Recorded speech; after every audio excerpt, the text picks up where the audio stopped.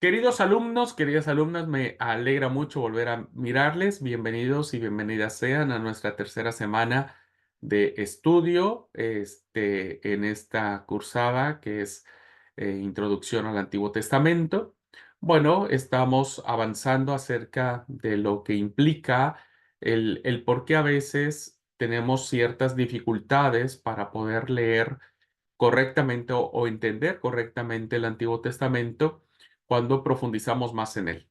Eh, a veces los problemas surgen al momento de compaginar las historias o de tratar de entender las historias que el relato bíblico nos plantea. Y bueno, a veces ni siquiera nos damos cuenta de que están esos problemas allí, ¿no es cierto? Ni siquiera nos damos cuenta que están los problemas allí, pero cuando ya los empezamos a analizar de manera más detallada, pues nos damos cuenta que hay ciertos aspectos en los cuales uno tiene que tener una mejor claridad, ¿no? de pensamiento y de criterio para poder interpretarlos o al menos poder entenderlos. Bien, la clase pasada cerramos lo que eran los problemas científicos y dijimos que no deberíamos buscarnos o frustrarnos o meternos en un problema así, porque finalmente este, cada punto o cada aspecto corre por vías paralelas, pero al final del día ambas, quieras o no, declaran que el creador de todo cuanto existe es Dios. Muy bien, pues ahora vamos a abordar otro problema, ¿verdad? Que también aparece en el texto bíblico, que tiene que ver con los hechos históricos, ¿no? Y vamos a ver que hay algunos aspectos que tenemos que considerar para poder analizar hasta qué punto las historias que nosotros encontramos en el texto sagrado se pueden entender de manera histórica o deben entenderse desde otra finalidad, ¿ok? Así que bueno, no sé, creo que mi audio medio se pausó, ¿no? O fue solamente mi pensamiento. Bueno, si hay alguna complicación con el audio, avísenme quienes están en clase presencial, para repetir en dado los casos de que se trabe el audio.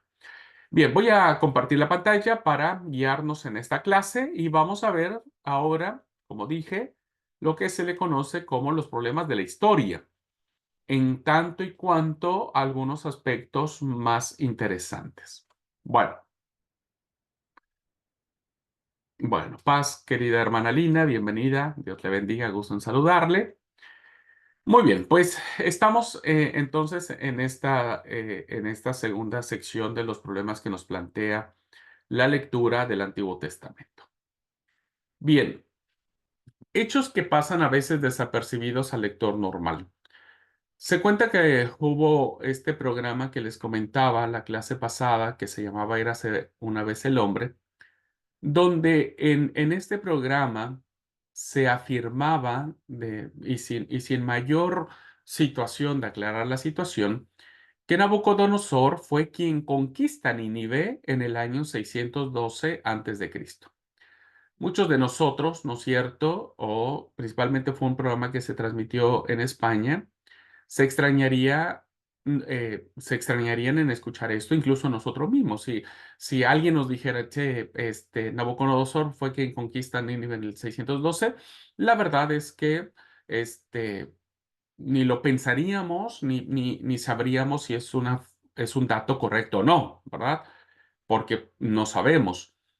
O pensaríamos que los guionistas eh, estaban bien informados y por lo tanto dieron esa fecha. Sin embargo, quien gobierna Babilonia, el dato exacto, diríamos, o histórico que aparece de este hecho, en el 612 y que interviene en la caída de Nínive, no fue Nabucodonosor, sino su padre, Nabopolassar.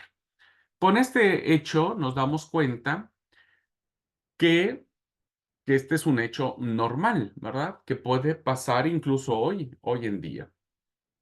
Los autores bíblicos, igual que los actuales, terminan cometiendo a veces errores de tipo histórico, porque no siempre uno tiene la posibilidad de conocer con exactitud, ¿no? Las fechas, los números, se confunden los días o las fechas, se establecen relaciones falsas de parentesco, las cantidades que existen en la guerra, ¿no? Nosotros sabemos, vemos a veces en el libro de Josué, en los libros de conquista, ¿no? Que murieron 5,000, 20,000, 200,000 personas. Y, y a veces uno dice, ¿quién se puso a contar, ¿no? Este, que hubo tales muertes.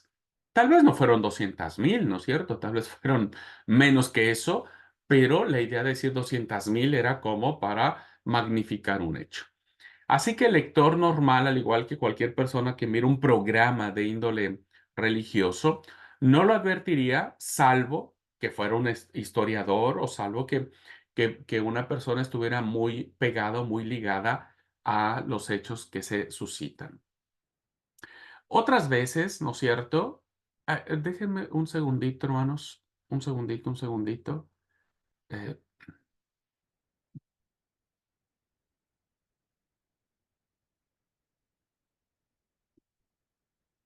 sí, un segundo y ya vamos. Bueno. Recuerden que estamos planteando esta situación de lo que implica la, los actos históricos, ¿no? Como tal. Y vamos a, solo estoy corrigiendo aquí algo en mi presentación y ya lo, lo iniciamos.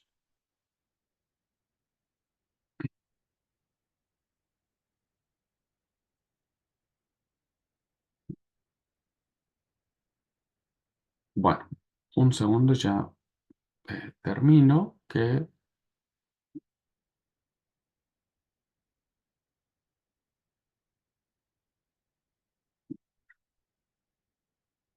no me había fijado que faltaba darle esta.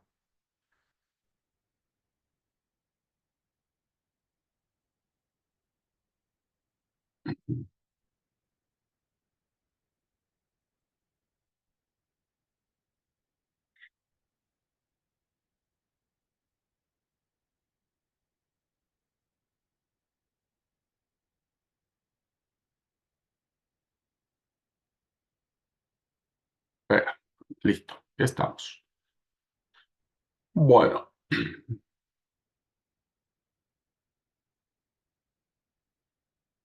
regreso a la clase y regreso a la presentación. Bueno, una disculpa. Gracias por el aguante. Bueno, nos habíamos quedado en esta diapositiva y entonces decíamos que esto es muy normal. Ahora, a veces, cuando nosotros leemos, principalmente en una literatura muy antigua, los autores bíblicos van a presentar los hechos de forma esquemática, ¿verdad? Porque, a ver, no es que falseen la realidad histórica porque sea una historia falsa, sino que van a modificar los hechos históricos en aras de una idea mucho más importante, ¿no? El Antiguo Testamento, una de sus funciones nacionalistas en cuanto a su composición literaria, era que se presentara a Israel como un pueblo unido, ¿verdad? Como un pueblo que tiene una descendencia muy bien marcada, muy bien delimitada, cuando tal vez en la práctica o en la historia misma pudo haber sido de una manera diferente. Por ejemplo, para indicar la íntima relación que existía entre las tribus que formaron el pueblo de Israel, las presenta descendiendo de un solo personaje, ¿no? Aun cuando evidentemente vemos en el mismo relato bíblico cómo empezaron los mismos personajes a involucrarse con otros pueblos, con otras personas, con otras mujeres, empezó a mezclarse de una manera diferente, ¿no es cierto? Pero para el autor bíblico necesita decir que ese pueblo, no importa si en la historia hubo una mezcla, una mistura de muchos personajes, pero al final viene saliendo de un solo hombre llamado Abraham, y entonces a partir de ahí se funda una fe basada en un llamamiento de un personaje, ¿verdad?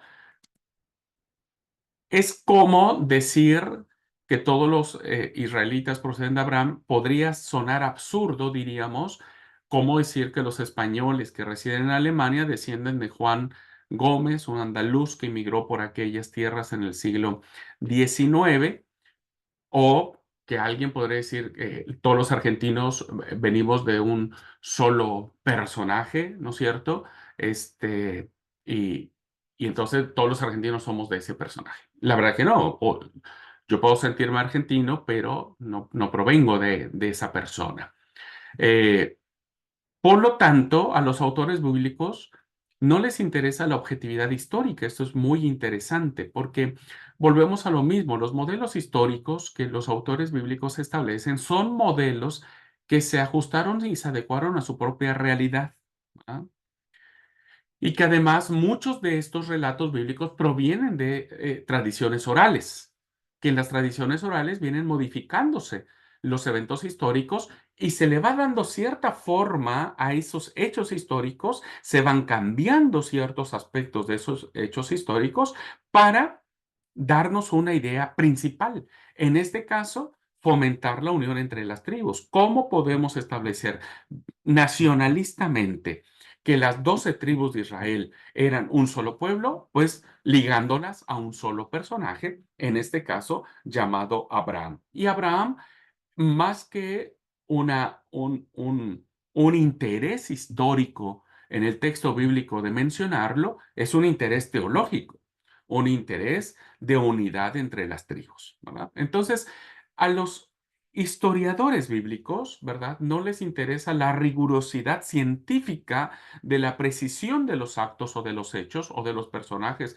o de las circunstancias. Lo que le interesa es formar una idea, ¿no? Que le permita dar sentido y cohesión a todo el relato bíblico. Por eso vemos claramente que si nosotros esquematizamos, como en la primera clase lo hicimos, la historia de Israel, parece ser que son como bloques de historia muy bien marcados, pero evidentemente en los aspectos históricos, pues pasaron un montón de cosas, ¿no? Montón de cosas que quizá pasaron de diferente manera que hoy nosotros no la podríamos registrar. Ahora, mire, no debemos extrañarnos, ni espantarnos, ni pensar que la Biblia esté mintiendo o no sea la verdad. La verdad de la Biblia radica en su mensaje, en la revelación de Dios. Pero el autor bíblico que está confinado a su propio contexto de su persona, ¿no? De su cultura, de su contexto, pues evidentemente sucede como hoy en día, ¿no? Hoy en día muchos siguen ah, eh, no sabiendo cómo fue la guerra, la Primera, la Segunda Guerra Mundial. Hay muchos datos que dicen de una forma, otros datos que dicen de otra. Lo mismo sucede en el nacimiento de cualquier civilización o nación, ¿no? Hay distintas historias de cómo alguien puede ser un pueblo, ¿no? Puede ser una nación, un país. Pero evidentemente, si hoy que tenemos todos los recursos tecnológicos para llevarlo a cabo, aún se sigue sin saber qué sucedió hace 100 años, por ejemplo, pues imagínense lo que sucedía en la conformación de los textos bíblicos que tenían muchos, muchos años de haberse escrito. Y por lo tanto, no hay una rigurosidad histórica como ciencia, ¿no? Sino más bien una rigurosidad teológica, que es lo que quiere plantear. Tenemos otro caso, por ejemplo, ¿verdad? Otro ejemplo que para subrayar la ayuda de Dios y el derecho a la tierra en la que terminaron habitando las 12 tribus de Israel cuando Josué los cruza por el Jordán, los historiadores presentan la entrada de los israelitas de estas tribus a Palestina y lo hace de una manera bélica, de una manera de conquista. Lo hace como una gran campaña militar en la que se apoderan a sangre y fuego de todo el país y son historias, ¿no? Como su nombre lo dice, de conquista y por lo tanto tienen que presentarse de esa manera. Pero hoy, por ejemplo, hay muchos vestigios que dicen, e incluso muchos autores bíblicos que concuerdan, que no fue tan así la conquista que tuvieron las 12 tribus de Israel al llegar a Palestina. Sí se dieron conflictos locales, sí se dieron luchas, ¿no? Que la Biblia menciona, pero a nivel global, ¿no? A nivel de todo el territorio, fue mucho más parecido a una infiltración pacífica, ¿no? Fue como que más acomodándose, tanteando el terreno y empezando a ver cómo se acomodaban. Tan es así que el mismo texto bíblico dice que las tribus de Israel no terminaron eliminando a todas los pueblos que habitaban en Palestina, y entonces fue más una infiltración pacífica que una guerra de conquista. Sin embargo, cuando nosotros leemos el libro de Josué o vemos las historias, novelas, hoy hay un montón de películas que nos hablan de eso, pues evidentemente al autor bíblico lo que le interesa es resaltar que las historias que está presentando provienen, ¿no? De un Dios, primero, que está cumpliendo la promesa de darle a Israel lo que le prometió a Abraham, que es una tierra. Segundo, lo que le interesa al historiador bíblico es demostrar que Dios está apoyando a su pueblo, ¿no? Que es Dios quien está acompañando a su pueblo y no los dioses paganos. Porque recuerden que cuando se empiezan a escribir estas historias, ya estaba muy instalada la veneración a la idolatría en Israel hacia Baal, ¿no? El dios cananeo. Entonces los historiadores bíblicos, inspirados por el Espíritu Santo, le hacen recordar al pueblo a través de estas historias que no fue Baal quien les ayudó a conquistar la tierra prometida, ¿verdad? No fueron los dioses paganos quienes estuvieron a su lado para que los muros, por ejemplo, de Jericó cayeran. Fue Yahvé, fue el Dios verdadero quien estuvo allí, por lo tanto la victoria le pertenece a Yahvé, ¿no? ¿Por qué? Porque es una victoria del Dios que no hay pueblo o Dios que se le ponga enfrente, ¿ok? Entonces, vean ustedes, queridos hermanos, que cuando empezamos a ver este tipo de detalles, para muchos de nosotros no nos podría causar muchos problemas, ¿no? Porque dicen, bueno, está bien, a lo mejor no fueron 200,000 los que murieron en la guerra, ¿no? No importa mucho. Por eso estos ejemplos que he citado anteriormente no plantean muchos problemas. En parte porque, bueno, no somos muy conocedores ninguno de nosotros de estos pequeños detalles, ¿no es cierto? Y eh, tal vez porque, no los conocemos, ¿no? También porque cuando se perciben, cuando ya los empezamos a descubrir, podemos explicarlos a partir de la cultura de la época o de la intención de los autores, que es lo como he dicho. O sea, ¿cómo resolvemos esos problemas diciendo, bueno, el autor bíblico tenía una intención teológica, una intención mucho más profunda? Como los problemas científicos, su problema no es pelearse con los científicos de la NASA. Como los historiadores bíblicos no se quieren pelear con los historiadores modernos, ¿no? Que hoy utilizan la objetividad de sus investigaciones de manera rigurosa para establecer que son buenos historiadores. No pasa lo mismo con quienes los autores que escribieron la historia bíblica. Sin embargo, nos vamos a enfrentar a un problema mayor, ¿verdad? Que ese sí es mucho más evidente. Mucho más evidente, queridos alumnos, porque hoy el tema de milagros, ¿verdad? Es un tema que para muchos de nosotros, ¿no? Puede ya tener una connotación negativa, ¿no? Me explico. Hoy vivimos en un mundo donde estas mega iglesias o estas teologías carismáticas pentecostales, estas teologías de la cuarta ola, ¿no es cierto?, del pentecostalismo, en donde establecen campañas de milagros, en donde uno ve cada aberración en internet, ¿no es cierto?, de cultos o de reuniones, ¿no?, donde de manera milagrosa un apóstol, profeta, no sé cómo se llamen, eh, le toca el abdomen a una mujer y milagrosamente baja de peso, ¿no? O vemos los milagros de que, ay, vino hoy ah, con un problema de oído y ahora ya oye, o mientras estuvo en el culto, una persona que tenía el pie más corto le empezó a crecer. En fin, cuando nosotros empezamos a escuchar ese tipo de historias, al menos para mí, no son creíbles, ¿no es cierto? Me parecen más una puesta en escena, más una parafernalia de un show, este, que necesita vender para tener plata. Entonces, no, yo dejo claro algo, hermanos, dejo claro algo. No dudo de que Dios haga milagros. Estoy hablando de estos milagros, no mediáticos, estos milagros de que, wow, ¿no? Es el profeta que hace milagros, ¿no? No creo ese tipo de milagros. Entonces, por lo tanto, los, los, los cristianos no estamos, o al menos los que tenemos un poco más de seriedad en esto, pues no nos dejamos involucrar tanto en estas historias, ¿no? Pero eso ha hecho que quizá muchos de nosotros pues no crea tanto en los milagros. Eh, Hay otra parte de milagros que sí existen, ¿no? Que sí existen, que he sido testigo de que estaba con un diagnóstico de cáncer, por ejemplo, ¿no? Y después de orar y que la iglesia hizo una oración, el cáncer desapareció. Sí, sí, también creo en esos milagros, ¿no? De vida que uno se salvó de milagro, ¿no?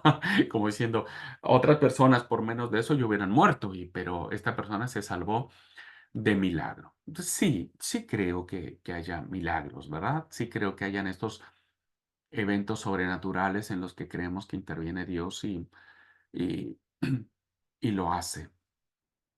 El problema, ¿verdad?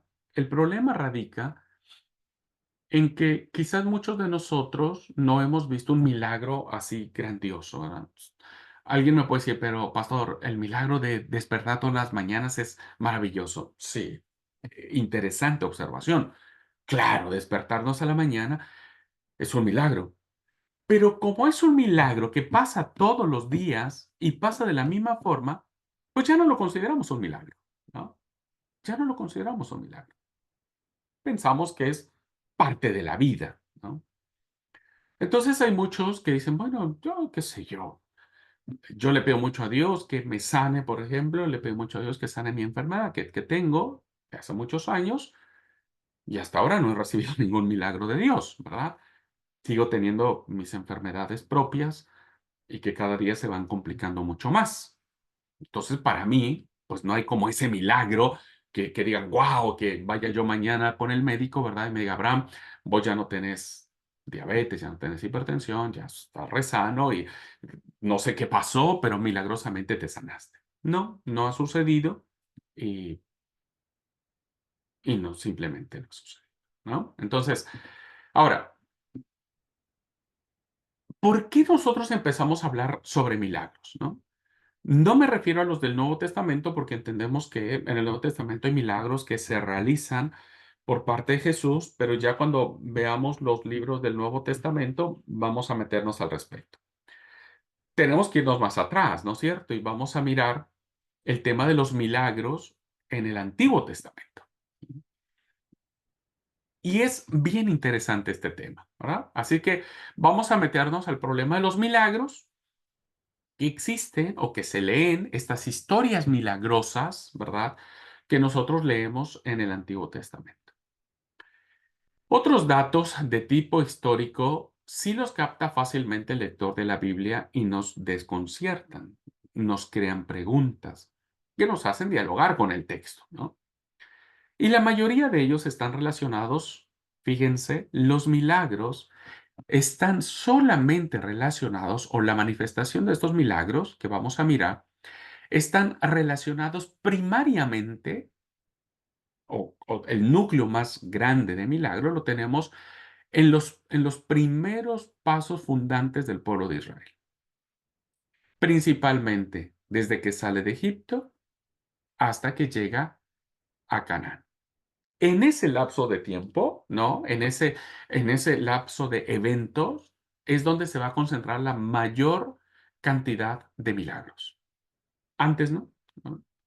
No tenemos relatos de milagros en las tradiciones patriarcales, por ejemplo. Ujú. Abraham no recibe ningún milagro. No hay un milagro poderoso más allá del nacimiento de su hijo, que evidentemente podría sonarse como un milagro, pero no fue un milagro porque fue realmente una concepción natural, ¿no? Una concepción natural. No es que Isaac haya venido por obra del Espíritu Santo de manera milagrosa. Entonces, en las tradiciones del patriarca Isaac no tenemos ningún milagro, ¿no? Jacob, cuando estaba ciego, no tuvo el milagro de ver, de abrir los ojos y que Dios le curara la ceguera para que viera que su hijo Jacob lo estuviera engañando. No tenemos en la época patriarcal un círculo de tradiciones milagrosas que nos permitan decir, ah, hubo milagros. No los hay. Lo que sí hay es un ciclo de sueños, eso sí, pero eso es otra cosa, ¿no? O sea, hay sueños, pero no milagros.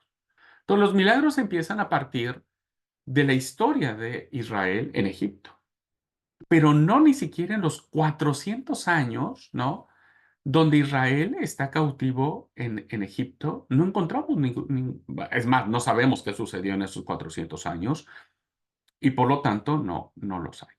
Así que el inicio, diríamos, de los milagros solamente se va a centrar en esta etapa histórica, ¿verdad?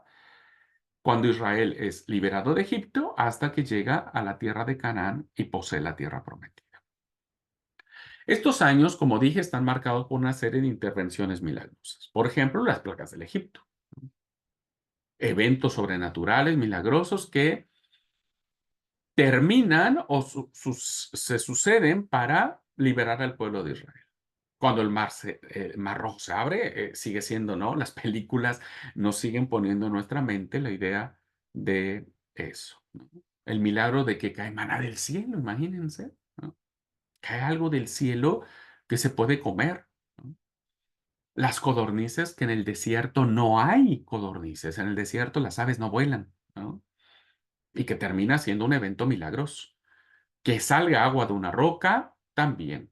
Que se pase por el Jordán, en el caso de Josué, que un viento sopló para que las aguas se abrieran y el pueblo pasara para conquistar la tierra prometida, también. Cómo se derruban las murallas de Jericó al sonido de la trompeta y al grito de los combatientes, las murallas caen, ¿no? Esas historias sí nos dicen. Qué interesante, ¿verdad?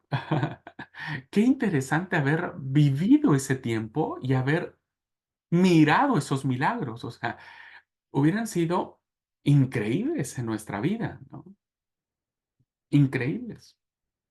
Pero como vamos a mirar, queridos alumnos, estos milagros parece ser, ¿no? Lo repito, parece ser, no causaron tanta mella en el pueblo de Israel. Porque cuando Israel está cerca del Mar Rojo para cruzar, no puede cruzar, y Faraón viene tras ellos, el pueblo empieza a criticar a Moisés, empieza a decir, hubiéramos estado en Egipto, allá hay tumbas para nosotros y nuestros hijos. Este, entonces, a ver, vos miraste 10 milagros, ¿no? Recién ayer, déjenme plantearlo en esos términos. Recién ayer, vos miraste. ¿Cómo hubo, por ejemplo, la última plaga? Ponele, ¿no? Ponele la última plaga, la muerte de los primogénitos, ¿no? O sea, has presenciado un milagro así poderosísimo y ahora parece ser que se te olvidó, ¿no? Parece ser que se te olvidó y tienes miedo y necesitas otro milagro. Bueno, no debemos tampoco nosotros, sorprendernos tanto porque sucede hoy en día. ¿Cuántos cristianos reciben un milagro de sanidad poderoso, grandioso, y terminan al paso de los años olvidándose y volviendo al mundo y volviendo a hacer lo que quieren en su vida? ¿No? Pero estas intervenciones milagrosas tienen que decirnos algo, ¿verdad? Tienen que enseñarnos algo. Así que de pequeños estas narraciones nos gustaban por su carácter heroico y maravilloso, obvio que sí. Al pasar los años nos preguntamos, ¿qué habrá de realidad de todo ello? ¿No? Cuando uno de manera seria se pone a pensar, a sentarse y decir, a ver, vamos por partes, ¿no? Dejemos esa parte de niños cuando coloreábamos las murallas de Jericó y entonces pongamos a preguntar algo interesante, algo profundo. ¿Por qué Dios? ¿Cuál sería la razón más convincente de responder por qué Dios no actúa hoy de esa forma? Hoy no hemos visto un mar abierto en dos, ¿no? ¿Por qué Dios hoy, a África, por ejemplo, donde hay una gran hambruna, hace que caiga maná del cielo? La pregunta es, ¿por qué Dios hoy no dirige la historia a base de milagros como lo hizo para dirigir la historia de Israel? Cuando yo me formulé esta pregunta, fue algo que me empezó a hacer ruido en la cabeza y decir, hoy muchas de las cosas que suceden en el mundo, que pasa el pueblo de Dios, ¿no? Hablando en términos generales, se resolvería con eventos milagrosos, ¿no? Con eventos milagrosos. ¿Por qué no hoy,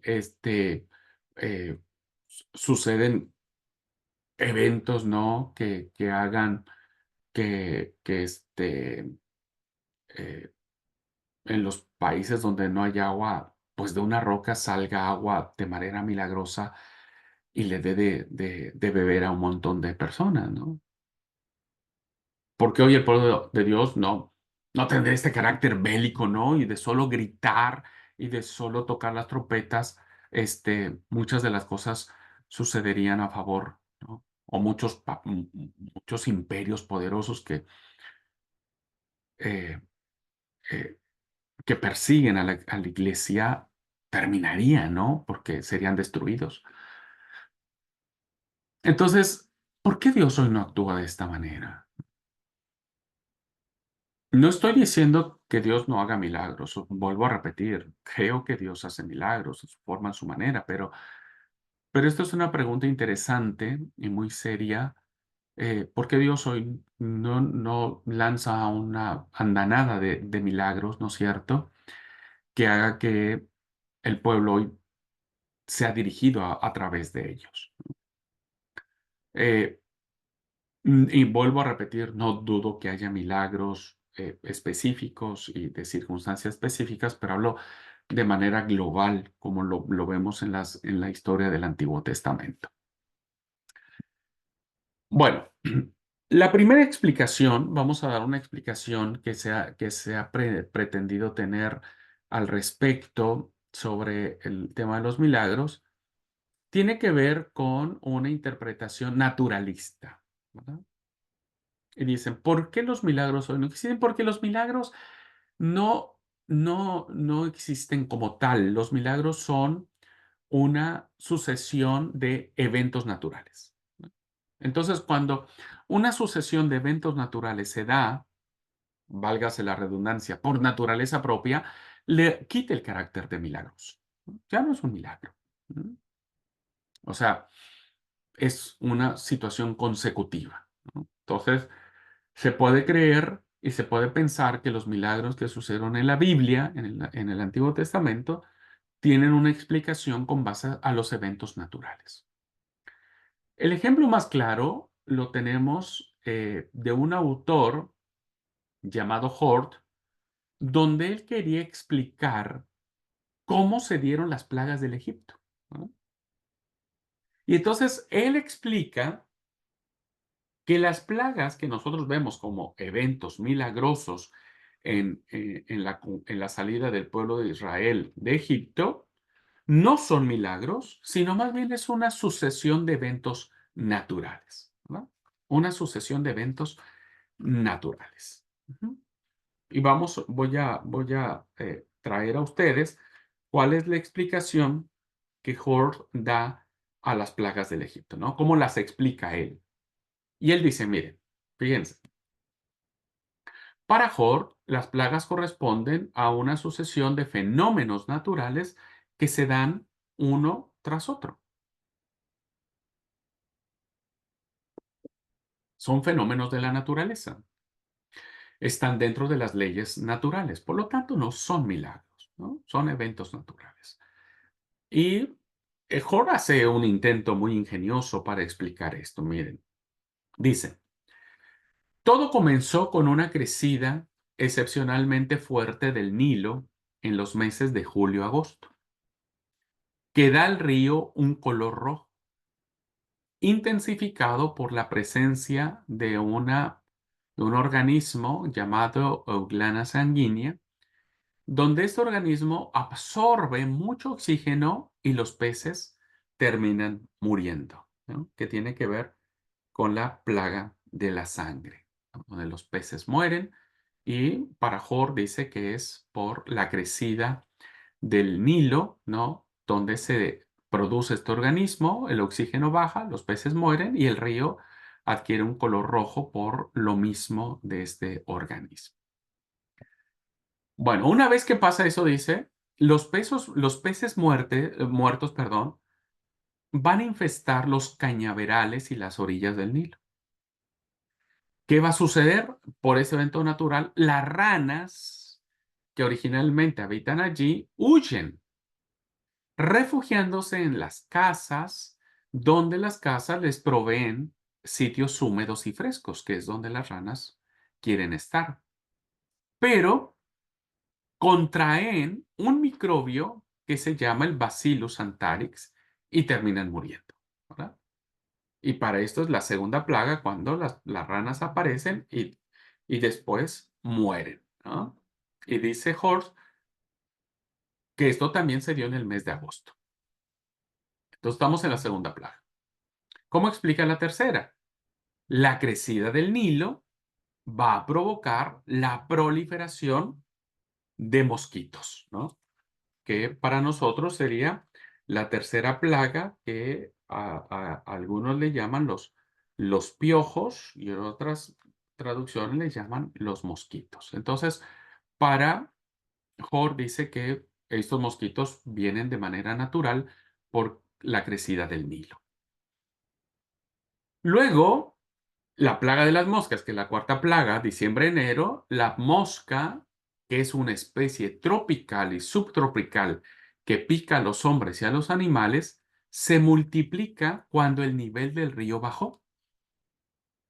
Y entonces, ¿cómo aparecen las moscas?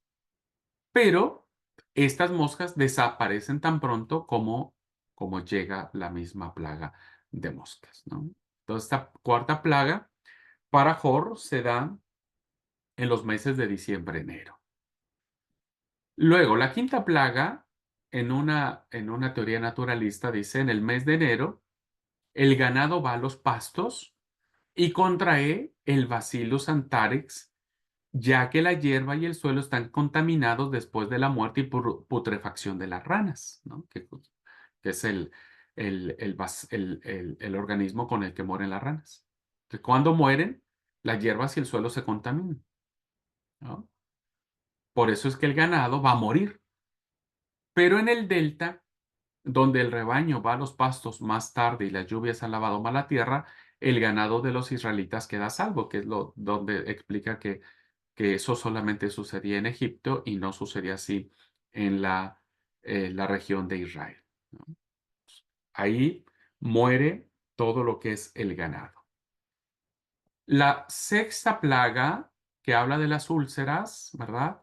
Son antrax, es decir, el mal es transmitido por la mosca que finalmente atacó a los hombres y a los animales en los meses de diciembre a enero, ¿no? Y por eso es que salen esos salpullidos en las personas que termina hablando de la sexta plaga. A principios de febrero, el granizo destruye el lino y la cebada, pero no el trigo y la espelta porque estos son tardíos, que vemos lo que es la plaga del granizo.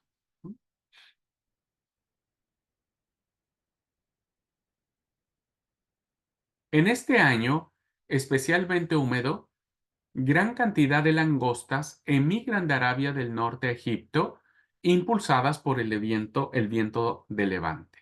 Y es así como se explica la octava plaga. La novena plaga se explica, ¿verdad?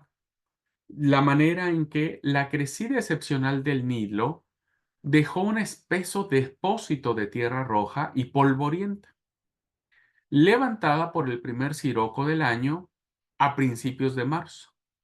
Son las tinieblas, ¿no? El polvo se levanta, cubre las ciudades. Hoy vemos que hay ciudades que terminan oscureciéndose porque una tormenta de arena los golpea. Pero los israelitas se libran de ellas porque el Wadi Tumilat, donde ellos residen, el lugar donde ellos residen, es una depresión al abrigo del viento y por lo tanto no se acumula ese polvo levantado en tierra de donde estaban los israelitas, ¿no? Y finalmente, la décima plaga, que insisto, nosotros los hemos visto como eventos milagrosos que vienen de Dios, ¿no? Que vienen de Yahvé, pronunciados o proclamados por Aarón y por Moisés, este, tiene que ver con la muerte de los primogénitos, ¿no? Pero fíjense algo bien interesante que hace la traducción. Parajor dice que la última plaga no era originalmente la muerte de los primogénitos, que primogénito en hebreo es Becorim, sino la destrucción de las primicias, que se oye casi igual, ¿verdad? Que es Bikurim.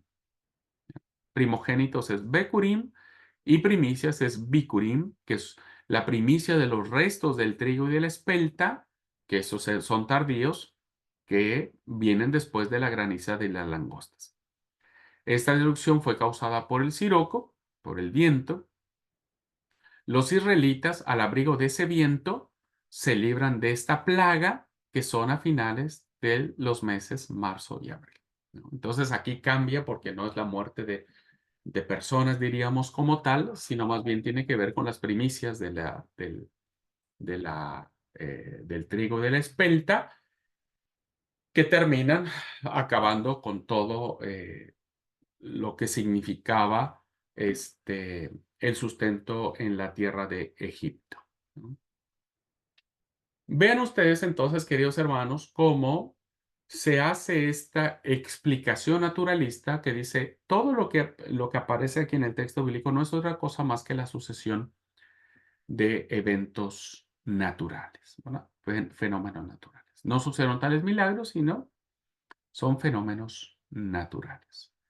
Bueno, el fallo de estas explicaciones, y qué es lo que no consideramos a esta postura naturalista de explicación de los milagros, es que no tienen en cuenta algo muy importante en los textos bíblicos, que es sus aspectos literarios y las diversas tradiciones litúrgicas, sacerdotales, cultuales y tribales que tiene la Biblia, ¿verdad?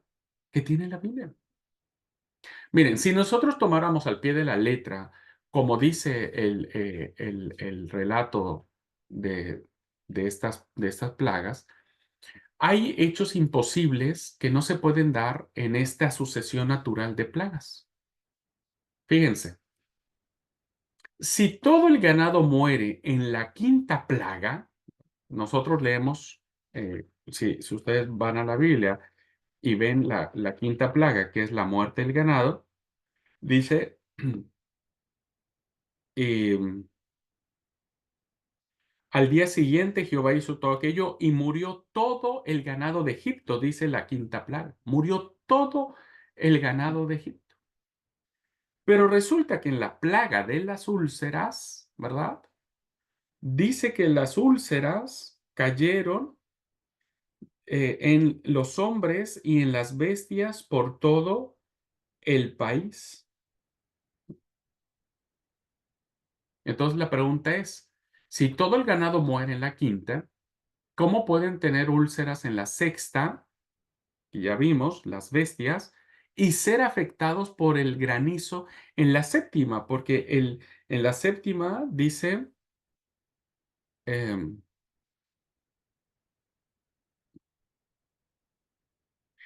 extiende, y Jehová dijo a Moisés, extiende tus manos hacia el cielo para que venga granizo en toda la tierra de Egipto sobre los hombres y sobre las bestias y toda la hierba del campo en el país de Egipto. Al pueblo de Israel se le dijo, envía pues a recoger tu ganado y todo lo que tienes en el campo, porque todo hombre o animal que se halle en el campo y no se ha recogido a casa, el granizo caerá sobre él y morirá. Entonces, si todo el ganado muere en la quinta, si nosotros nos atenemos a una lectura naturalista, literalista del texto, ¿cómo el ganado va a ser afectado en las otras dos plagas? Y ya no hay más bestias, no hay más ganado, ya todo murió en la quinta, ¿no? Incluso dentro de la misma plaga encontramos contradicciones. Fíjense, si Moisés ha convertido todo el agua en sangre, que dice Éxodo capítulo 7 del 19 al 21, todo el agua, y hubo sangre por toda la tierra de Egipto, ¿de dónde sacan agua los magos egipcios para realizar el mismo prodigio? ¿No? Dice, y los hechiceros de Egipto hicieron lo mismo con sus encantamientos. ¿De dónde sacaron agua? Si toda el agua se había convertido en sangre. Luego entonces, queridos hermanos, una explicación de esta naturaleza, pues no podría ayudarnos. Porque recuerden, aquí estamos, perdón, vuelvo otra vez a la anterior, estamos viendo que el historiador sagrado, que el que está narrando esta historia, no se está ateniendo a los aspectos estrictamente históricos de los sucesos ocurridos, sino que está desarrollando historias basadas en aspectos literarios que van a desembocar en una lectura teológica, ¿no? En una lectura en donde al final de que todas estas plagas se llevan a cabo, no hay Dios de Egipto, no hay Dios de Egipto que pueda con el Dios de Israel. Porque los animales que aparecen representados en estas plagas eran representaciones de los dioses egipcios. Realmente esta lectura de los milagros de Egipto es una lectura que más allá de ser eventos milagrosos, está golpeando al principio de idolatría, ¿no? Que recuerden que Israel siempre estuvo metido en la idolatría. Hasta después del exilio sabemos que ya no. Pero antes de eso, en toda la época de los reyes, siempre hubo idolatría a más no poder. Entonces, estos relatos están explicándole al pueblo, perdón, más allá de ser intenciones históricas, le están explicando al pueblo que el Dios de Israel ha golpeado a los mismos dioses de Egipto porque no hay Dios que pueda eh, ponerse contra el Dios de Israel, ¿no? Entonces, es una lectura, estas historias, porque si no nos meteríamos en problemas, estas historias tienen que ver básicamente con golpear, diríamos en estos términos metafóricos, ¿no? Golpear la idolatría del pueblo, ¿no? No podés confiarte en ningún Dios, porque cualquier Dios que pongas o que quieras poner comparado con Yahvé, no podrá, será destruido, ¿no? Será golpeado y ningún Dios podrá hacerlo. Entonces, fíjense cómo esta lectura teológica desde la fe del pueblo nos saca de estos problemas naturalistas, ¿no? De entenderlo.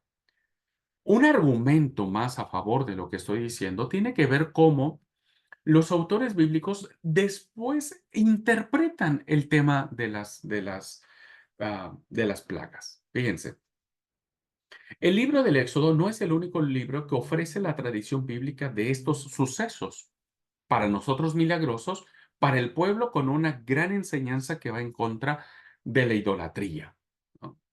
¿Por qué diríamos hoy que Dios no hace milagros? Porque Dios está más interesado en que nosotros dejemos de creer en cualquier cosa que se mueve, ¿no? Dejemos de creer que si los astros, que si el horóscopo, que si la suerte, que si una persona, que si un santo, que si el gauchito Gil, que si cualquier cosa, ¿no? Está más interesado en salvaguardar nuestra vida de la idolatría que demostrar un poder que Dios no necesita demostrar sus milagros para que creamos en Él. Porque si no, entonces sería un Dios que estaría muy manipulado o que sería un Dios muy condicionado, ¿no? Y Dios es mucho más que eso. La tradición que encontramos en el libro de los Salmos, fíjense, es bien interesante porque cuando ustedes leen el Salmo 78, versículos del 43 al 51, que está la tradición de las señales de Egipto, van a encontrar 9, pero no van a encontrar, por ejemplo, la de las tinieblas. Fíjense cómo la historia fue modificándose, ¿verdad? Y entonces, para el autor del Salmo 78, o bien las tradiciones que a él le llegaron de estos eventos, vino inconclusa y solamente le mencionaron 9, o bien él no quiso, a manera de su propósito de escribir el Salmo 78, no incluir la de las tinieblas. Y vemos también, ¿no es cierto?, que hay un orden distinto. Parece ser que la tradición que se fue desarrollando en Israel respecto de las plagas, ¿no es cierto? No, no, no, ah, no fue de manera homogénea. No fue una misma historia que se fue contando. Fíjense, ustedes, por ejemplo, en el Salmo, rapidito lo podemos ver, dice, cuando Dios puso en Egipto sus señales y sus maravillas en el campo de Zoán, volvió sus ríos en sangre y sus corrientes para que no bebiesen. Entre ellos enjambres de moscas que los devoraban y ranas que los destruían. Dios también, dio también a la oruga sus frutos y sus labores a la langosta. Sus viñas destruyó con granizo, sus higuerales con escarcha. Entregó al pedrisco sus bestias y sus ganados a los rayos. Envió sobre ellos el ardor de su ira, enojo, indignación y angustia, un ejército de ángeles destructores. Dispuso su camino a su furor, no eximió la vida de ellos de la muerte, sino que entregó su vida a la mortandad, hizo morir a todo primogénito en Egipto, las primicias de su fuerza en las tiendas de campo. Este salmo, que es un masquil de Asaf, ¿no? Ya lo vamos a ver cuando veamos literatura poética, nos damos cuenta que el autor está usando un género poético maravillosísimo y que no le importa alterar el orden en que se llevó a cabo el suceso de las plagas. No le interesa, no le importa y ni le preocupa, ¿no? Ni le preocupa. Porque evidentemente, como dijimos, el texto bíblico tiene sus propios rasgos literarios, ¿no? Sus propios rasgos teológicos. Entonces, vemos aquí cómo el relato de las plagas del Egipto no circuló en los años posteriores de manera homogénea, sino que tal vez se fueron trayendo de manera más diferente, ¿no? Y que para el autor del Salmo 78, que lo hace de manera bellísima, relata esto, pero curiosamente no habla acerca de las tinieblas. La otra tradición que encontramos de la lectura de los milagros la encontramos en el Salmo 105, los versículos del 27 al 36, donde también se cambia el orden de las plagas. Dice el Salmo 27, 105, 27. Puso en ellos las palabras de sus señales y prodigios en la tierra de Cam. Envió tinieblas que lo oscurecieron todo. No fueron rebeldes a su palabra. Volvió sus aguas en sangre y mató sus peces. Su tierra produjo ranas, hasta en la cámara de los reyes. Habló y vinieron enjambres de moscas y piojos en todos sus términos. Les dio granizo por lluvia y llamas de fuego en su tierra. Destrozó sus viñas y sus higueras, quebró los árboles de su territorio. Habló y vinieron langostas y pulgón sin número, y comieron toda la hierba de su país y devoraron el fruto de su tierra. Hirió de muerte a todos los primogénitos en su tierra, las primicias de toda su fuerza. Vean entonces cómo para el autor del Salmo 105, ¿no? El evento de los milagros, de las plagas del Egipto, tienen una connotación un tanto diferente, ¿no es cierto? Que nos da datos diferentes, que el autor acomoda de manera diferente para poder explicar estas plagas, ¿no? Entonces, fíjense cómo los relatos bíblicos cumplen su propio propósito teológico, ¿no? Los autores bíblicos cumplen su propio propósito teológico. Además, el relato de las plagas en el libro del Éxodo no es obra de un solo autor, sino que, como vamos a ver en alguna otra clase, hay tres tradiciones distintas en el Pentateuco, ¿no? Y muchos marcan cuatro, pero en el tema de las plagas hay tradiciones tanto yavistas, eloístas y sacerdotales, como también la tradición deuteronomista. No nos vamos a meter en eso, tranquilos, no pasa nada, eso lo vamos a ver en su momento, de dónde surgen estas precisiones de las tradiciones yavistas, eloístas, sacerdotales y deuteronomistas. Pero solamente para explicar que quien quiera eh, decir algo sobre los relatos, en este caso que estamos viendo de las plagas de Egipto, tiene que entender que hay intenciones detrás del autor, del historiador, para decirnos lo que nos dijo. Esta diversidad de tradiciones, hermanos, se explica al mismo tiempo que cuando los israelitas, por ejemplo, cruzan el Mar Rojo, en algunos casos las aguas se secan por un fuerte viento, como algunas tradiciones lo establecen, y otros divide el mar en dos, como formando murallas grandísimas, que lo primero que se nos viene a la mente es la película de los 10 mandamientos, ¿no? Cuando Moisés abre el mar. Ambas tradiciones están ahora perfectamente ensambladas, engañan al lector poco atento, pero pueden distinguirse claramente estas tradiciones que se fueron dando, ¿verdad? Y que evidentemente alguien las ensambla de una manera perfecta. Bueno, no nos metamos en ese problema, solamente queremos decir con estas explicaciones que no podemos aceptar fácilmente la explicación naturalista de que los milagros suceden por fenómenos naturales, ¿no? Porque nos vamos a meter en esta serie de conflictos de otros textos bíblicos que no podríamos nosotros explicar a la luz de que los milagros ocurren por eventos naturales. Hay que buscar otras pistas de solución. Y para eso, ¿verdad? Vamos a ver lo siguiente. Debemos explicar los milagros, hermanos y hermanas, a la luz de la cultura, la literatura y la teología, ¿no? Ante todo, resulta curioso que los milagros, y esto es un dato muy interesante para resaltar, los milagros no están repartidos de forma homogénea a lo largo de toda la historia de Israel. Ya lo expliqué en las tradiciones, por ejemplo, de los patriarcas no tenemos, y en el caso de los profetas, muy pocas allí, salpicadas.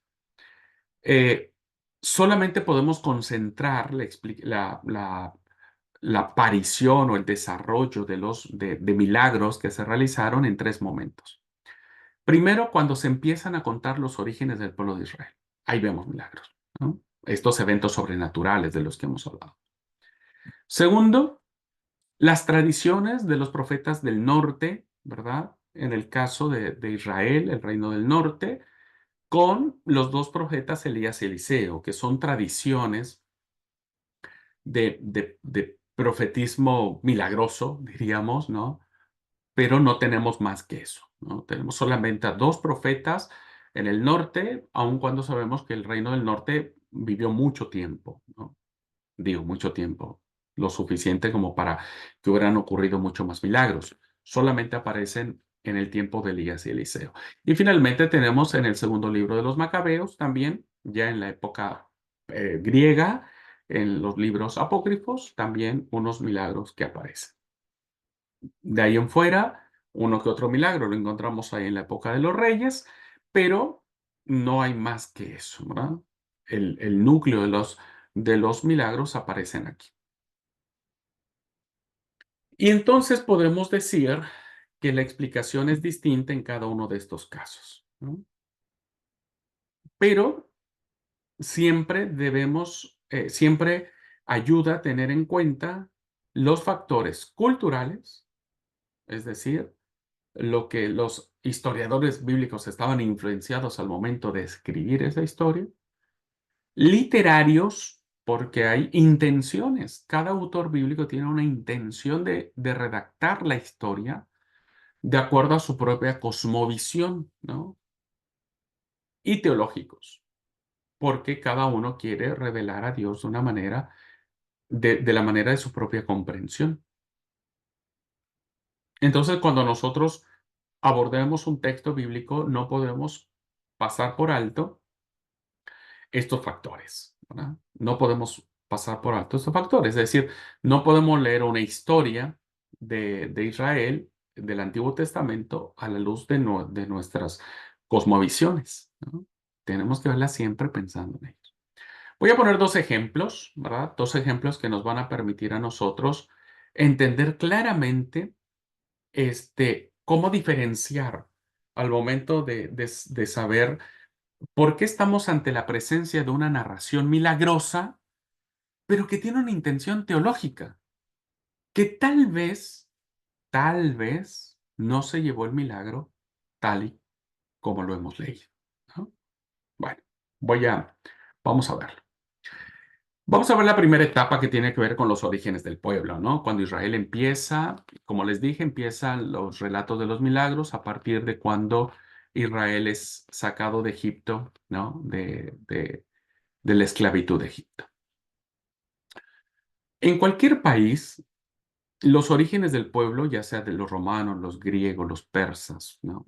Eh, los grandes conquistadores de los pueblos, estos se transmiten a través de cantares de gestas o de grandes epopeyas, ¿no? A través de literatura donde van a exaltar a los héroes y los van a presentar de una manera poderosa. Cuando nosotros vemos la Ilíada, la Odisea, la Eneida, los Nibelungos, algo común en estas obras es que no presentan los hechos con absoluta objetividad, ¿no? Tienden siempre a engrandecerlos y exagerarlos. ¿Qué vemos en estas historias de gestas heroicas, mitológicas? Pues lo que vemos siempre es que el protagonista es siempre el hombre más valiente que se haya conocido en todo ese pueblo, en todo ese entorno. Los ejércitos impresionan por su gran número y su gran capacidad. Las dificultades a las que se enfrentan todos esos héroes son un montonal, pero siempre terminan como, de alguna manera, ¿no? Terminan superándolas y los convierten en grandes héroes. Por otra parte, lo maravilloso tiene perfecta cabida en esta presentación de la historia. No solamente la historia que establece el inicio de las grandes culturas vienen a través de estas historias de personajes, ¿no? Como héroes, sino también tienen algo fascinante, algo maravilloso, hasta mítico o místico, ¿no? Por ejemplo, cuando vemos cómo se funda Roma, bueno, todos sabemos que la historia nos dice que se funda a través de dos personajes llamados Rómulo y Remo, que estos son abandonados en la selva por su madre y terminan siendo amamantados por una loba. Entonces, fíjense cómo esta historia que carece de objetividad porque no hay un punto de partida objetivo o histórico, se ha establecido como principio de la gran fundación de Roma. Por ejemplo, Aquiles, el gran héroe, ¿no? Solo tiene un punto débil en todo el cuerpo, que es el talón. Bueno, pues tampoco sabemos mucho sobre eso. Pero era algo así como fascinante, ¿no? Por eso dicen, ¿cuál es tu talón de Aquiles? En los modernos tiempos, por ejemplo, lo que hemos leído en la literatura del lejano oeste americano es donde el famoso Buffalo Bill termina matando a centenares de indios con un revólver de 6 balas, ¿no? De una manera muy heroica. Entonces se exalta al héroe, se exalta la acción, se termina exaltando la gesta heroica y entonces se establece como punto de partida que todo inicio tiene pues un poder, ¿no? Tiene una impronta que no fue ahí nomás cualquier cosa, ¿no? Sino que tiene algo mucho más poderoso. La literatura y el cine o la cinematografía épica siempre apasionan y conmueven. En lo particular soy apasionado de las películas épicas me encantan, me encantan. Pero debemos saber qué es ficción y qué es realidad, ¿no? Me da risa porque yo vi un documental, yo era fascinado en la película Troya, ¿no? Que protagoniza Brad Pitt. No sé si ustedes la han visto. Ah, me encanta ver esa película, me encanta, me encanta. La veo muchas veces. Y me sé todo, ¿no? Paris y Aquiles y Héctor y todos esos. Bueno, y hace no mucho en Netflix lanzaron una miniserie muy chiquitita acerca de la realidad de Troya. Bueno, yo estaba decepcionado porque yo pensé que esa serie iba a decir lo mismo o iba a plantear lo mismo que lo que yo había visto en la película. Y no, plantearon una realidad totalmente diferente, diferente, una realidad donde dices, bueno, ¿quién tiene la razón, no es cierto? ¿La película o el documental? ¿No? Entonces, uno tiene que aprender a distinguir, hermanos, entre lo que es realidad y lo que es ficción, ¿no? Los cristianos hemos sabido adoptar esta postura cuando se trata de este tipo de cosas. Sabemos cuándo es ficción y cuándo es realidad, cuando alguien te está diciendo algo de alguna forma y cuando alguien te lo está diciendo solamente como para embellecer su relato. Pero esto que los cristianos hacemos para decir, mira, esto es realidad, esto es ficción y no pasa nada, no nos espanta, no hacemos lo mismo con el texto bíblico. Porque cuando nosotros nos enfrentamos a la Biblia o charlamos con la Biblia, platicamos con ella, nos faltan dos cosas muy importantes, ¿no? Que a veces hace que hermanos, hermanas que no tienen este deseo de charlar con la Biblia terminan siendo muy literalistas, muy legalistas, muy religiosos, pues a veces se defienden ideas que no tienen un sustento, ¿no? Porque lo que nos faltan es sentido común y seriedad. Sentido común, hermanos, porque nos hemos negado durante siglos a aplicarle los mismos criterios de distinguir qué es realidad y qué es ficción a la Biblia. Porque la Biblia también, hermanos, va a engrandecer y va a exagerar a veces lo que sucede. Baste leer el libro de los jueces, ¿no? Baste leer el libro de los jueces. Parece ser que el autor de la historia de Sansón fue mucho más fascinante que, por ejemplo, el que pudo haber escrito sobre Tola, ¿no? O sobre Ibzón, por ejemplo. Fueron otros dos jueces que aparecen en la Biblia, pero que pues no hay nada de extraordinario en ellos. Pero Sansón parece ser que es un héroe legendario, ¿no? Que tiene fuerza maravillosa y demás. Porque hay una intención, ¿no? Ya, me voy a desviar mucho si explico esto.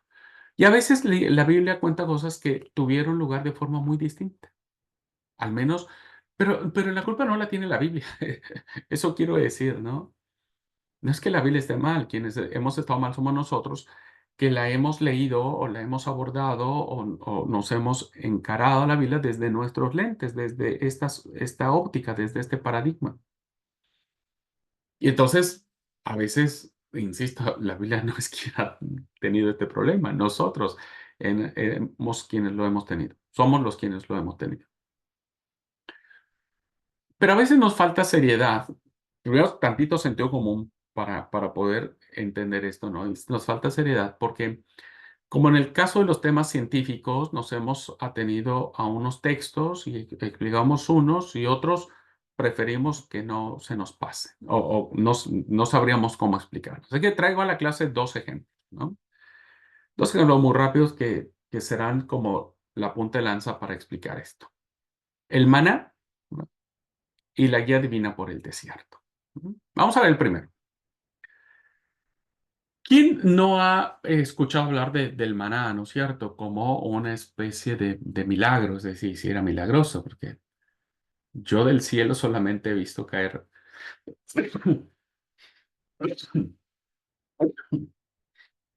Perdón, hermanos, perdón.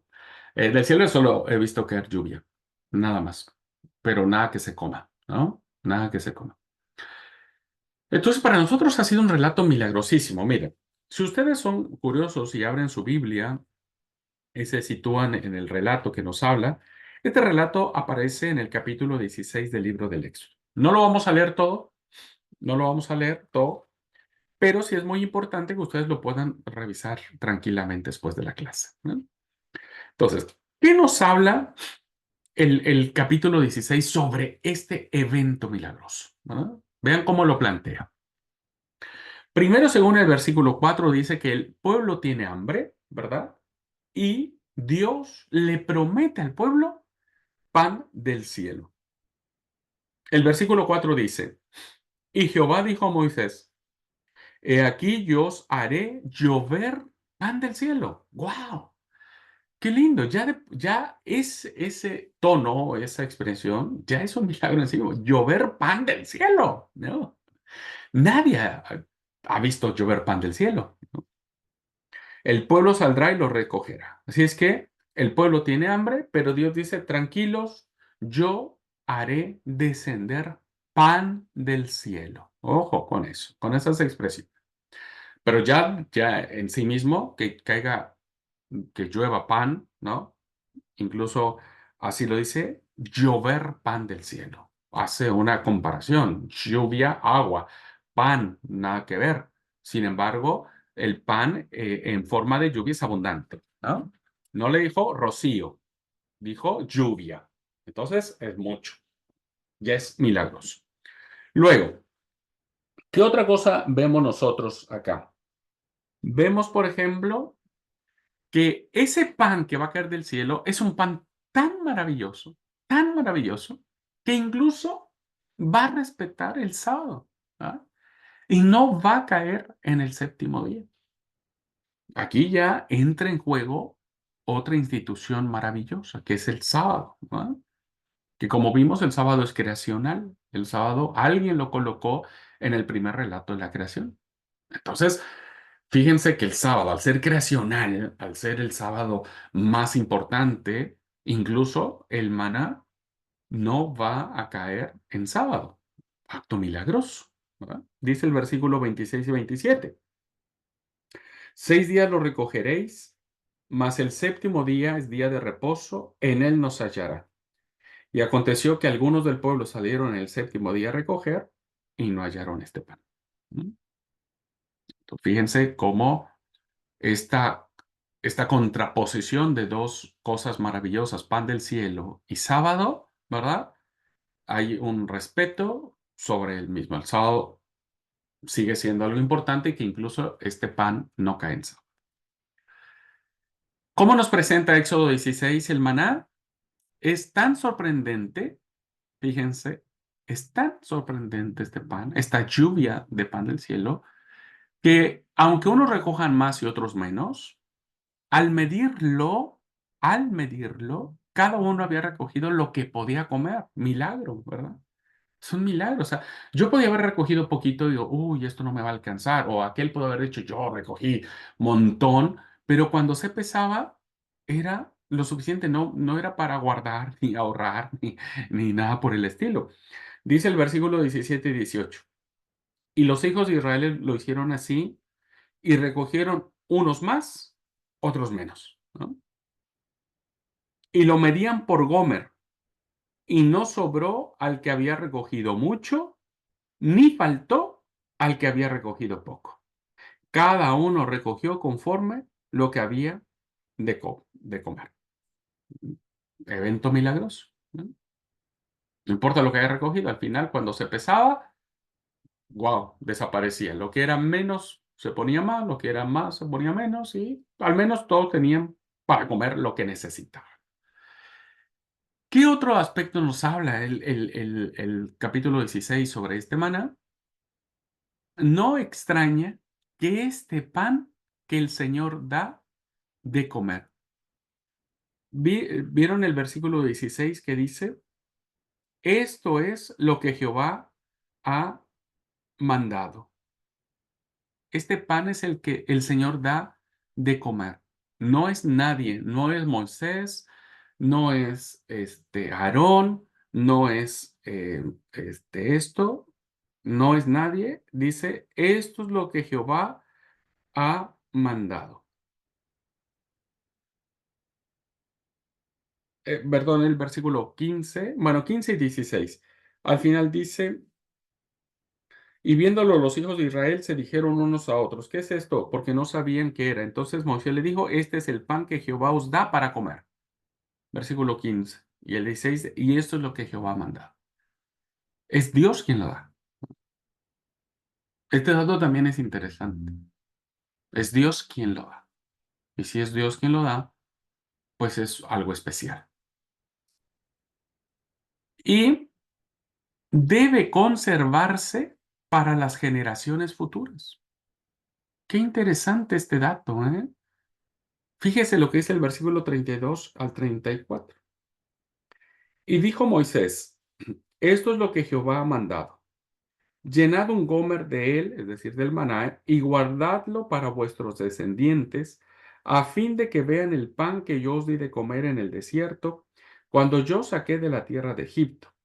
Y dijo Moisés a Aarón, toma una vasija y pon en ella un gomer de maná, y ponlo de delante de Jehová para que sea guardado para vuestros descendientes. Y Aarón lo puso delante del testimonio para guardarlo como Jehová lo había mandado. Debía conservarse para las generaciones futuras. Ahora la pregunta es, ¿dónde está ese pan? ¿Dónde quedó ese maná? Pues no existe. Al menos no hay un texto bíblico que nos diga que cuando llegaron a construir el templo, ¿no? El maná estaba presente y la gente comía de ese maná.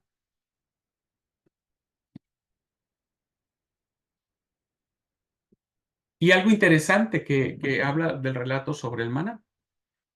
Es de esperar que los israelitas se sientan plenamente satisfechos con este don divino, que es algo que sabe deliciosísimo, ¿no? Y sabe a galletas de miel. Dice el versículo 31, y la casa de Israel los llamó maná, y era como semilla de culantro blanco, y su sabor como de hojuelas de miel. ¡Wow! ¡Qué rico, hermanos! ¿No? Haber sido deliciosísimo este maná que cae del cielo. Entonces, fíjense cómo nosotros nos encontramos a un evento milagroso que decimos, wow, y siempre hemos dicho eso, ¿no? Que es el maná que cae del cielo y que da de comer al pueblo y demás. Bueno, resalté lo más importante que ustedes deben tomar en cuenta al momento de compararlo si estamos ante la presencia de un relato teológico o estamos ante la presencia de un relato histórico, ¿no? Histórico. Si realmente pasó, es lo que quiero decir. ¿Por qué digo esto? Dudo de la palabra no, simplemente porque basta ver que en el libro de Números, capítulo 11, hay una tradición totalmente diferente del maná, una historia totalmente diferentísima, que nada tiene que ver con Éxodo 16. Vean ustedes lo que dice el libro de Números en el capítulo 11, versículos del 4 al 9. Hay una tradición sobre esto y miren que estamos en el Pentateuco, ¿no? No hemos avanzado mucho, diríamos, pero son tradiciones que se fueron añadiendo después. Vea lo que dice Números 11, del 4 al 9. Y la gente extranjera que se mezcló con ellos tuvo un vivo deseo Y los hijos de Israel también volvieron a llorar y dijeron: ¿Quién nos diera a comer carne? Nos acordamos del pescado que comíamos en Egipto de balde, de los pepinos, los melones, los puerros, las cebollas y los ajos. Y ahora vuestra alma se seca, pues nada sino este maná ven nuestros ojos. Y vean lo que dice el versículo 7. Y era el maná como semilla de culantro y su color como color de bedelio. El pueblo se esparcía y lo recogía, y lo molía en molinos o lo majaba en morteros, y lo cocía en caldera o hacía del tortas. Su sabor era como sabor de aceite nuevo. Y cuando descendía el rocío sobre el campamento de noche, el maná descendía sobre él. ¿Qué tradición encontramos aquí sobre el mismo evento, no? Es una tradición totalmente diferente. El pueblo añora la comida de Egipto. ¿Por qué? Porque ya no soporta más estar comiendo maná, ¿no? Se le quita el apetito porque solo está viendo maná. Maná, maná, maná, maná, maná. Y entonces, a continuación, habla de este alimento de una forma totalmente profana, nada de milagroso como el pasaje de Éxodo 16. Éxodo 16 era una galletita que sabe a miel, ¿no? Esta sabe a aceite, ¿no? No sabe a miel, sabe a aceite. Aquella se medía y toda la gente comía, y el sábado siempre tenían doble porción para que el sábado no pasaran hambre. Aquí hay que trabajar el maná. Es una tradición de una especie de semilla que hay que moler, hay que recoger, hay que almacenar, hay que empezar a triturar, a molerlo, luego a cocinarlo, y luego hay que hacer panes, y luego hay que comer panes, y, y es un pan que sabe a aceite. No hay este evento de que hay que guardar este maná para las generaciones futuras y nuestros hijos recuerden que salió. No existe esta tradición en el libro de Números. Y habla del mismo evento, ¿no? O al menos del mismo objeto. En este caso era el maná. Consecuentemente, hermanos, nos encontramos ante dos tradiciones distintas de una tal vez misma historia que nos permite saber cuál puede ser lo que realmente pasó. Y bueno, ahora podemos dar una conclusión al respecto. El relato que aparece en Éxodo 16 es un relato teológico. Es un relato teológico que incluso esa expresión pan del cielo será la misma que utilizará el evangelista Juan para referirse a Jesús. Y lo hará de una función, de una manera mesiánica, ¿verdad? Yo soy el pan que he descendido del cielo, el pan vivo que he descendido del cielo. Nuestros padres comieron maná y ese maná terminó. Yo soy el pan que perdura para siempre, que ese es el pan que habría que guardar para generaciones futuras y dar testimonio que ese pan. Entonces, todo tiene una connotación con el sábado, por ejemplo. El sábado es una institución sagrada ya para cuando se escribe este relato. Y es una institución creacional. Y es una institución en donde incluso nadie se atreve a quebrantar el día de reposo, por muy milagroso que sea. Si el sábado si el maná venía de Dios y si hubiera caído en sábado, ¿cuál era el problema? No, ese no era el problema, no era un problema de milagro, era un problema teológico, ¿no? Por lo tanto, el maná no cae en sábado, ¿no? Es Dios quien da ese maná y el que nos da el pan que cae del cielo, pues es Dios mismo, ¿no?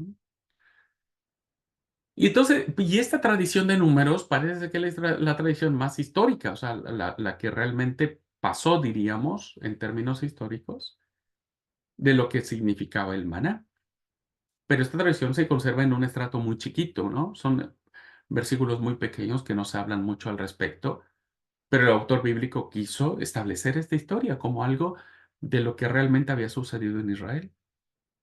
Pero no le da tanta importancia como si el relato del Éxodo 16 que lo establece en el marco, ¿no es cierto?, de entender que es Dios quien va acompañando al pueblo. ¿Mm? Lo mismo va a suceder, queridos hermanos, con la guía divina por el desierto.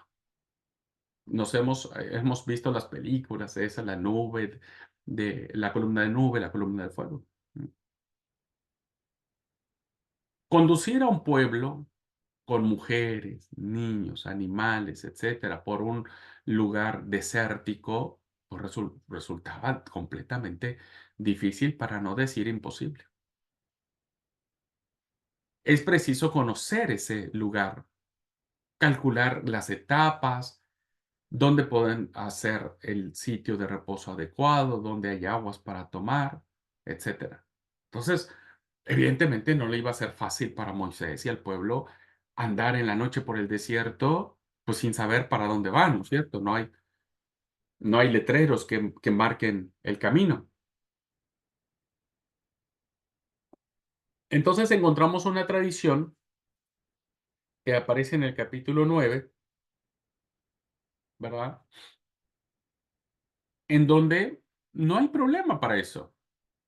Hay una solución maravillosa, una solución milagrosa.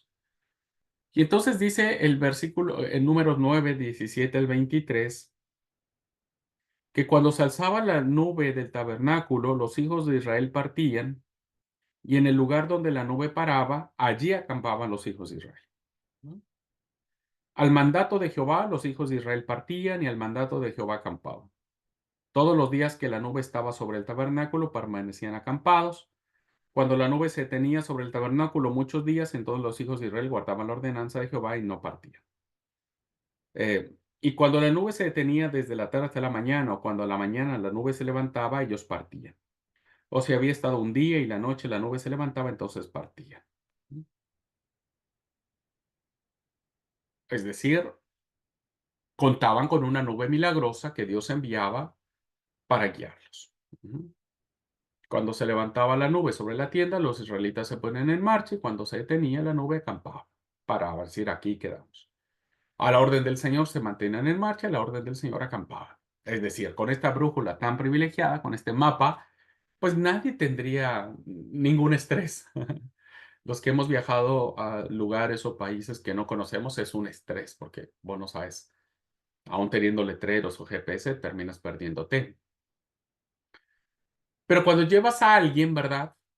Del lugar, vos ni te preocupás, porque esa persona que vive en la ciudad te dice, subí acá, baja allá, dobla a la izquierda, dobla a la derecha, etcétera. Entonces, uno no va estresado, uno va tranquilo. O sea, me imagino que Moisés, a la luz de esta ayuda que tenía de Dios, pues iba re tranquilo. Pero, solo basta dar la vuelta a la página, hermano, solo hay que darle vuelta a la página de la Biblia para darnos cuenta de que no fue tan así, ¿no?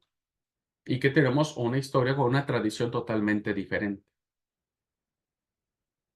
En Números 10, 29, 32, Moisés ruega a Jobab y le dice, no nos dejes, porque conoces este desierto y los lugares donde acampar. Debes ser nuestro guía. Es decir, aquí no hay más nube, solo que del desierto, con todo lo que el peligro implicaba del desierto. Moisés lo desconoce y tiene miedo de irse al desierto sin que alguien lo guíe. Si nosotros leemos el pasaje completo del versículo 29 al 32, dice, entonces Moisés dijo a Jobab, hijo de Raguel Madianita, su suegro, nosotros partimos para el lugar del cual Jehová ha dicho, yo os lo daré. Ven con nosotros y te haremos bien, porque Jehová ha prometido el bien a Israel. Y él respondió, yo no iré, sino que me marcharé a mi tierra y a mi parentela. Y él le dijo, te ruego que no nos dejes, porque tú conoces los lugares donde hemos de acampar en el desierto, y no serás en lugar de ojos. Y si vienes con nosotros, cuando tengamos el bien que Jehová nos ha de hacer, nosotros estaremos bien. Parece ser que aquí hay una tradición totalmente diferente. No, no hay nubes. Aquí están a la suerte de Jobab. que él sí conoce el desierto. Moisés no tiene esta ayuda divina, ¿no? Para llegar al lugar, porque incluso le dijo, mira, cuando lleguemos al lugar donde Dios nos va a bendecir, bueno, vos también vas a ser bendecido. Cuando lleguemos al lugar, nunca dice, Dios nos va a guiar, ¿no? Entonces, fíjense, estamos ante los relatos donde uno es más teológico y otro es más histórico. El relato de la nube es un relato teológico, evidentemente, que el Nuevo Testamento lo va a recoger como un elemento evidentemente teológico, más que histórico, ¿no? La nube, la columna de nube, incluso Pablo también lo tomará en un contexto teológico. Pero el aspecto histórico estará en función básicamente de ver a Moisés solo en el desierto que tiene que buscar de quién valerse para llegar hasta el lugar donde Dios le ha mandado. Estos dos ejemplos, como resumen diríamos, bastan para advertir que la Biblia, junto a tradiciones épicas o milagrosas, ¿no? Conserva a veces una versión profana, diríamos, una versión más histórica de los mismos hechos. Esta última, en el caso de los ejemplos que hemos visto, es sin duda la más cercana a la realidad, desde el punto de vista histórico. Histórico. Teológicamente hablando, otros relatos, son interesantes. El gran problema de esto, que no es tan fácil de entenderlo, ¿verdad? Radica en que muchas veces no disponemos de estas dos tradiciones paralelas, no en todos los relatos. Les he traído los más significativos y los más que tenemos, ¿no? Entonces, no disponemos de dos tradiciones paralelas que nos permitan reconstruir una historia profana y una historia milagrosa. Pues no lo tenemos. Pero la actitud del historiador debe ser siempre muy prudente o seria, sin dejarse llevar por una aceptación acrítica de los milagros, es decir, una aceptación sin el mayor rasgo de dialogar con el texto, sobre todo pensando que estos milagros son necesarios porque se espera que Israel tenga sus orígenes, y los orígenes de Israel se fundan en el poder de Yahvé, en la grandeza de Yahvé, en la presencia de Yahvé, en el Dios único y todopoderoso, ¿no? Por eso el Shema israelita dice, oye, oh Israel, el Señor nuestro Dios, el Señor uno es. De eso trata las historias bíblicas. Entonces debemos tener mucho cuidado al momento de acercarnos a ellas. ¿Ok? Bueno, rápidamente, hermanos, porque esto lo vamos a ver en libros históricos, tienen que ver con las tradiciones de Elías y Eliseo. Otro momento en el que se acumulan bastantes milagros es en las tradiciones de Elías y Eliseo, que fueron profetas del siglo noveno antes de Cristo, profetas norteños. Recuerden que Elías y Eliseo profetizan en el reino del norte y parece ser que ambos tienen el don de resucitar muertos, porque cada uno resucita a una persona. A diferencia de Eliseo, Elías dispone el placer del fuego celeste, es decir, el rayo que va a consumir los animales que estaban en el sacrificio en el Monte Carmelo, y termina con contingentes de tropas enviados a apresarlos este, al profeta. Eliseo, en cambio, es especialista en milagros acuáticos, ¿no? Tiene que ver mucho con el agua, los milagros de Eliseo y de otro tipo, generalmente orientados a ayudar a la gente pobre. Las tradiciones sobre estos dos profetas, que contienen un núcleo bastante innegable, nacieron y se propagaron en ambientes populares. Abundan de leyendas que no merecen demasiado crédito desde el punto de vista histórico. Y como veremos, no lo voy a explicar ahora porque lo voy a explicar al momento en que veamos cómo cuando el reino del norte desaparece, ¿verdad? Y donde están ubicadas las tradiciones de estos dos grandes profetas, Elías y Eliseo, esas tradiciones las traen algunos refugiados del norte, israelitas del norte, que se protegen en el reino del sur, ¿verdad? En Judá. Y traen consigo las tradiciones de sus profetas y principalmente de Elías y Eliseo, porque Elías y Eliseo no eran conocidos en el reino del sur.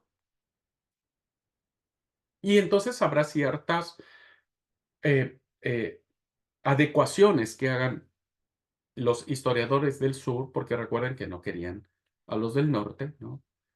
Pero cuando nosotros miramos estas tradiciones de estos dos grandes profetas, debemos siempre leerlos a la luz de que la intención fundamental es inculcar el poder y la dignidad del profeta, con el consciente respeto que se merece, ¿no?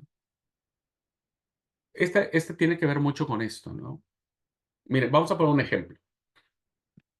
Fíjense, si nosotros no descubrimos las intenciones teológicas que contienen los relatos que parecen ser históricos, nos vamos a meter en graves problemas.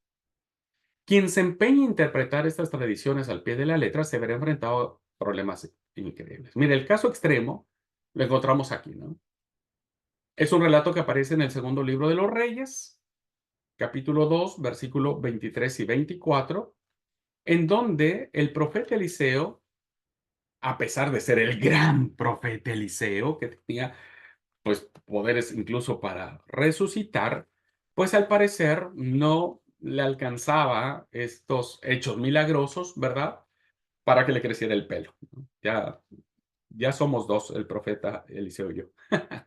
No le alcanzaba entonces, al parecer, por la referencia que tenemos acá de esta historia, pues era pelado, ¿verdad? Era calvo, era, no sé cómo le llaman en sus distintos lugares, pero no tenía pelo. Entonces, en 2 versiculitos, ¿verdad? Nos encontramos, perdón, en 3 versículos, del 23 al 25, nos encontramos esta pequeñita historia que vuelvo a repetir, si nosotros no la sabemos ubicar a la luz de lo que es el texto bíblico, de su intención teológica, pues nos metemos en problemas. Dice, después que subió de allí a Betel y subiendo por el camino salieron unos muchachos de la ciudad y se burlaban de él diciendo, calvo sube, calvo sube. Y mirando él atrás, los vio y los maldijo en el nombre de Jehová. Y salieron dos osos del monte y despedazaron de ellos a 42 muchachos. Y de allí se fue al monte Carmelo y de allí volvió a Samaria. ¡Wow! ¿No? Nos quedamos así como diciendo, qué lindo. O sea, el profeta maldice a los muchachos que le hacen un apodo, una broma, ¿no es cierto? El oso los mata, los descuartiza, hay sangre, hay gritos, hay llanto, imagínense la escena toda terrible, ¿no? De escuchar cómo están descuartizando las dos osas u osos a estos 42 muchachitos, y el profeta ni se inmuta y parece ser, por el relato, dice, para que los vio, y después el profeta se fue al Carmelo y de allí se fue a Samaria. Y uno dice, para un poco, o sea, solo porque te hicieron una broma. Hermano, si eso fuera, créanme que en mi congregación ya muchos osos hubieran, un oso yo hubiera salido, hubiera despedazado a muchos que siguen haciendo broma de mi pelada, ¿no? Que me estoy quedando calvo. ¿Es esta una historia real? Es una historia que debemos interpretarla como un acto histórico como tal que realmente sucedió? Si la respuesta es sí, nos metemos en graves problemas, ¿no? Muchos problemas para tratar de justificar. Primero, ¿cómo Dios permite algo así? Segundo, ¿cómo un profeta que tenga la sangre fría, que diga ser siervo de Yahvé, no le importe ver asesinados a 42 muchachos y no haga nada ni siquiera por salvar a uno?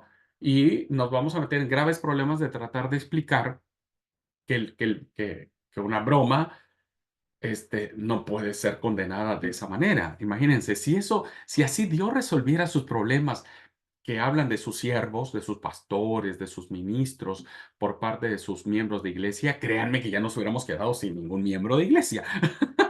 Ya todos hubieran estado muertos. No debemos leer estas historias a la luz de estos ejemplos. Un autor muy crítico de esto, ¿no? Que es Bernard Russell, en su libro ¿Por qué no soy cristiano?, tomaba este ejemplo para justificar el rechazo de la Biblia y del cristianismo. Y él decía, efectivamente, el relato plantea un grave problema moral ¿Por qué Dios castiga de forma terrible por una broma de mal gusto? Le dieron calvo, qué sé yo, hermano. No es tan grave, ¿no? Pero si nosotros comprendemos el verdadero sentido de la historia, nos vamos a dar cuenta que a Russell, como a muchos cristianos que quieren seguir esta al pie de la letra, le falta sentido común para advertir que ese relato es imposible por muchas cosas, hermanos. No puede ser un relato histórico. Basta recordar que un niño corre para saber que dos osos no pueden matar a 42. Primero, habría que decir por qué 42, por qué no fueron 35, por qué no fueron 10, por qué no fueron 2, por qué 42. No voy a explicar ahora, solamente planteo los problemas o las pistas para poder entender el relato.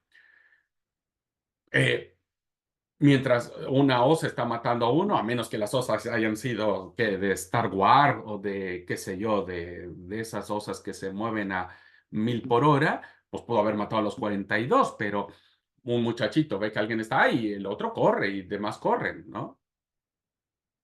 Segunda, no podemos nosotros pensar que es así como Dios resuelve este tema. Sinceramente, yo me rechazo a pensar que Dios resuelve así las cosas. Entonces, tenemos que buscar otra pista de solución y la otra es reconocer, hermanos, que este relato tan popular y tan desafortunado para nuestra sensibilidad, el autor bíblico que encierra en estos dos versiculitos esta historia, lo que quiere establecer es inculcar el respeto a la figura del profeta que en Israel, en el reino del norte, tanto Elías como Eliseo estaban profundamente atacados por los reyes de Israel, ¿no? Profundamente atacados. Entonces necesitaba el pueblo un relato que pudiera decir, no, no puedes entender o no, nadie puede ir en contra de un siervo de Dios porque habla en nombre de Yahvé, habla en nombre de Dios. Y este relato lo que trata de resaltar es la figura del profeta como representante de Dios, que para la época y el lugar donde se escribe, la figura del profeta era desastrosa. No, nadie le daba artículo o importancia a los profetas Elías y Eliseo. Recuerden que el profeta, el reino del norte era terriblemente mal, terriblemente mal. Bueno, voy a dejar hasta aquí la clase, vamos, porque ya me ganó la hora. Yo me emocioné aquí hablando y nos falta un poco para terminar la clase, este aspecto moral. Voy a cerrar. Por favor, no se queden con algunas cosas. Déjenme cerrar mañana, no, el miércoles, este punto para que podamos cerrar muy bien la idea en qué consisten los problemas históricos de los eventos o de las tradiciones o de las narraciones que encontramos en el Antiguo Testamento. ¿Ok? Bueno. eh, Tengo el tiempo limitado, hermanos, ya vienen sus compañeros de la segunda clase. Si a ustedes no les parece mal, pueden anotar sus dudas, sus preguntas y la próxima clase iniciamos con eso. Si alguien tiene alguna pregunta, alguna duda de la clase de ahora y la contestamos en la otra clase. ¿Puede ser? Bueno, desde ya, hermano, muchas gracias. Gracias por estar y bueno, por ir juntos descubriendo algunas cosas que nos permiten ir entendiendo mucho mejor el mensaje de Dios en las Escrituras. Que Dios los bendiga, que pasen una linda tarde. Bendiciones para todos.